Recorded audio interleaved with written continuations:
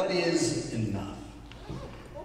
And if you have ever lived as a human being in this world, maybe you are familiar with the feeling that you are not enough. That you, what you bring to the table isn't enough, maybe for what you expect of yourself, maybe for what others have put on you. There's often this feeling that I just don't have enough energy, enough time, enough me to make this work. There's this searching and longing for some sort of satisfaction, to be freed from that feeling like we just don't have it on our own. So today we continue through the Gospel of John. I won't be giving you a full going over of everything that's happened up until now, but you are encouraged to go and to read that on your own. We're going to look at John chapter 6, verses 1 through 15, and we've already heard it, but let's look at it again, and I'll try to go through it slowly with some images here. So sometime after this, Jesus crossed to the far shore of the Sea of Galilee, that is the Sea of Tiberias. And a great crowd of people followed him because they saw the signs he had performed by healing the sick. Then Jesus went up on a mountainside and sat down with his disciples.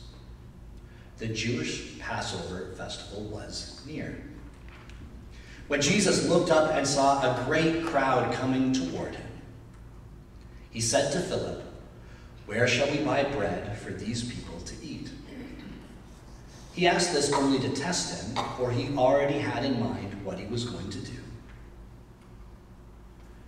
Philip answered him, "It would take more than half a year's wages to buy enough bread for each one to have a bite." Another of his disciples, Andrew, Simon Peter's brother, spoke up. "Here is a boy with 5 small barley loaves and 2 small fish. But how far will they go among so many?" Jesus said, "Have the people sit down." There was plenty of grass in that place, and they sat down. About 5,000 men were there.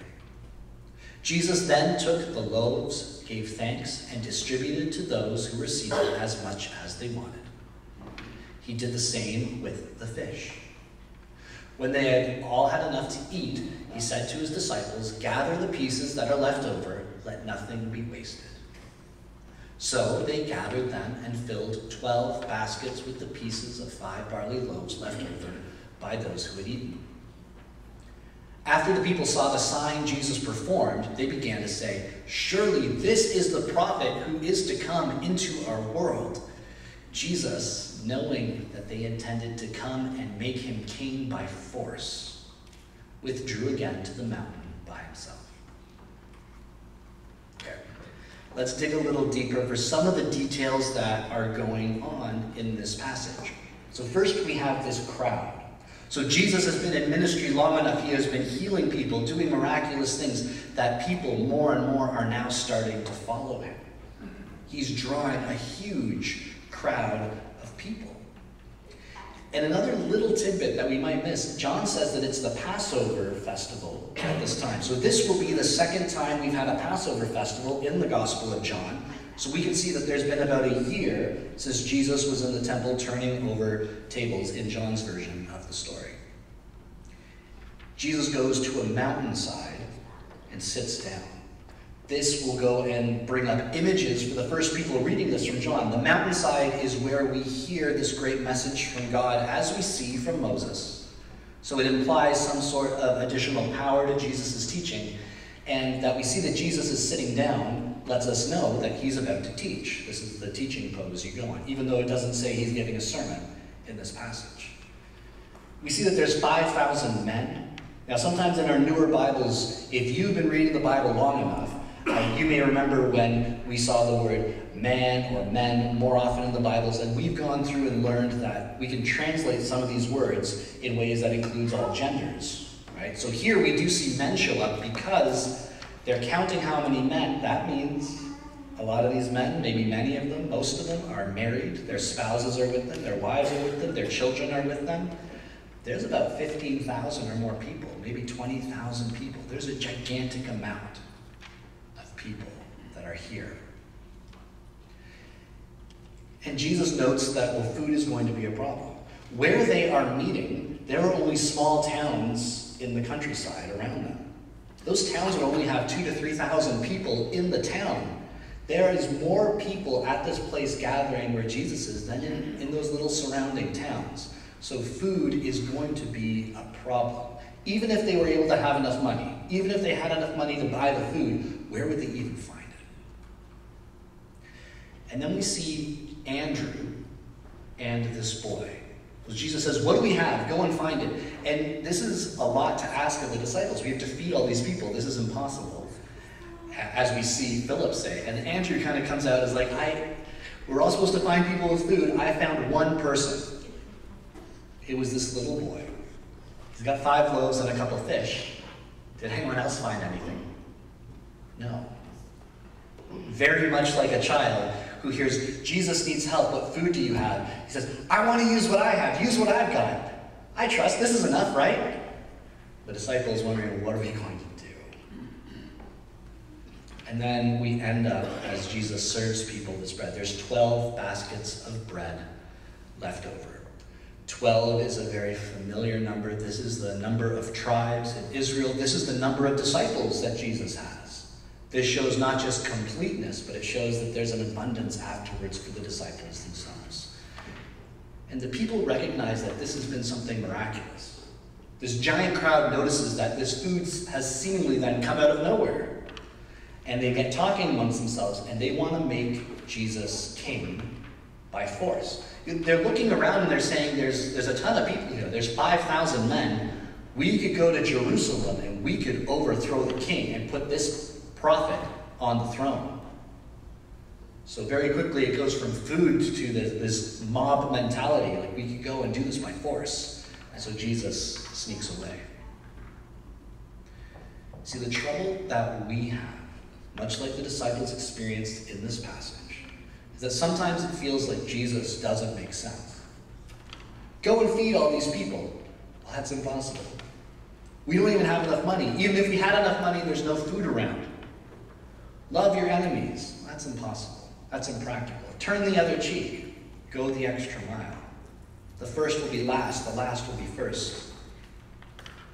Sometimes there's things that Jesus asks of his followers that in the logic of the world, if we're thinking logically, and it's good to think logically at least sometimes, right?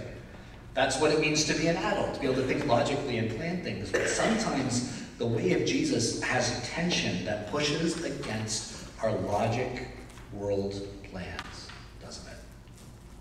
Sometimes it seems like Jesus is asking us things that, well, maybe that worked in your time, Jesus, but I don't know how that's going to work now. That doesn't quite make sense. And we could start to be people who follow Jesus, but start to change some of the things he says so that it fits our own logic and understanding. Just like those disciples, this isn't going to work, Jesus. And like the disciples, sometimes we start to think that we know better. Right? That was great that happened 2,000 years ago. That's great that you gave us a Bible with all these stories, but today's a different time. You have to adjust to what the reality of today, you have to adjust to the reality of my situation. That doesn't apply to me. Jesus, if you were here, you'd understand that I know what I'm doing. And then there's this other maybe honest element here, that Jesus calls us to do these things that quite frankly feel impossible because they are. And if we look in ourselves, we start to recognize that I can't do that. That's too much for me. I mean, me alone, just my small community alone, we're not enough to get this to work. I don't have what it takes. And that is why Jesus comes to us. And that's why this passage is important, because Jesus shows us God's character. Jesus shows us how God interacts with God's people. You see, when Jesus looks to feed the people, like it says in this passage, he already knew what he was going to do. Does Jesus need a little boy with 5 loaves and 2 fish? No. Does Jesus need the disciples to participate and be a part of this? No.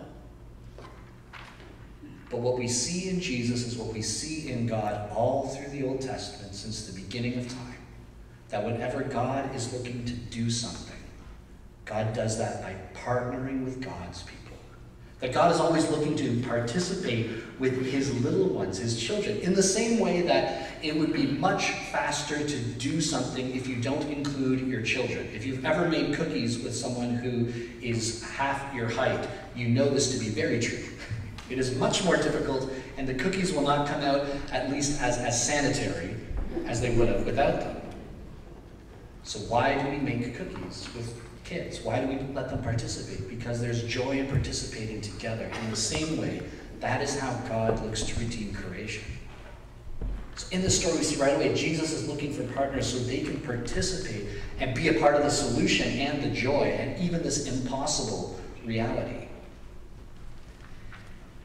An impossible reality that this child seems to understand in ways that the adults don't. What are we going to do? We don't have enough money. There's all of these logical reasons for it. And good on, oh no, I just lost his name. Andrew. Good on Andrew for being like, okay, I found this kid who wants to help. But there's something about the faith of the child that sees who Jesus is and understands that Jesus isn't asking for something impossible. Jesus is just asking, what do you have? And this little boy moves forward. He's like, I have these loaves and these fish. We could use this. Let's give it to Jesus and see what Jesus can do. Where we, the logical adults, see something that is impossible because it is, this child sees and understands that when we take what we have to Jesus, that which is impossible is suddenly very possible. And not only that, Jesus continues to work with those who doubt this reality. With people who are stuck in the reality of this is impossible, he works with the disciples and lets them see and experience the joy where afterwards they're probably hungry too. What are we going to do? There's not enough food for us. There's not enough food for these people. And at the end, what do they have? 12 baskets full. Enough for each of them to eat a full basketful. That's too much bread, so I'm told. Even in their doubt, Jesus meets them and brings them along and lets them participate in this amazing new reality that he's giving us. So what does this mean for us today? This is a story that appears in all 4 of the Gospels because it is such an important story. It's such a memorable event to have. The disciples remember having tons of food left over. Different people writing the story, sometimes they'll look at different events and they won't always match up, but this one's always there. Because this is the moment where Jesus asks his disciples, what do you have? What do you have? And we got nothing. That's what I want. That's what Jesus wants. Jesus doesn't want what you don't have. Jesus wants you. Because Jesus shows us God's character. Jesus is the full revelation of who God is. God delights in you. God is delighted that you are his precious daughter and precious son. That you are his precious child. Not some version of you that's perfect. That's not what Jesus is asking for. He's asking for you right now as you are. If God is waiting for you to be perfect, if Jesus was waiting for you to be perfect, he would be waiting for a very long time. And if God required of you to bring your perfect self to God, that's something you could never do anyway. God doesn't look for us to give something we don't have, but to give ourselves to come as we are. So Jesus asks, what do you have? What have you got? Because for Jesus, you are enough. For Jesus, even that which is impossible with you giving yourself, well, Jesus can go and multiply that and find ways of doing things that we can't even dream of.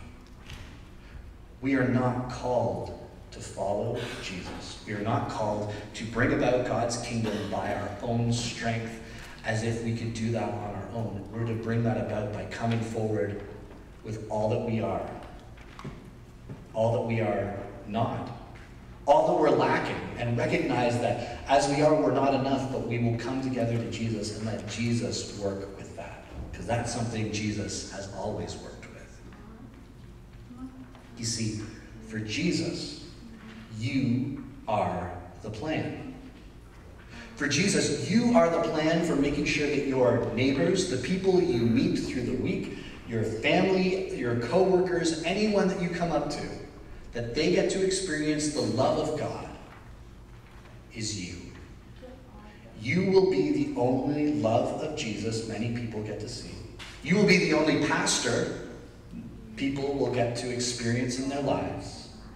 You get to be the hugs of Jesus, the care of Jesus, the support and love of Jesus in flesh, in person. God's plan to save the world does not make sense. We would have chosen differently, right? But God chooses to work with you, with us. Not with what we don't have, but just with who we are as we are. Because for God, that is more than enough. So friends, what do you have? Let's not pretend like our pockets are filled with things that we don't have. Let's be like that child who believes, I can just bring forward this little that I have and trust that with Jesus, that is more than enough to see God's kingdom come and God's will be done in amazing ways that we can only dream of. You are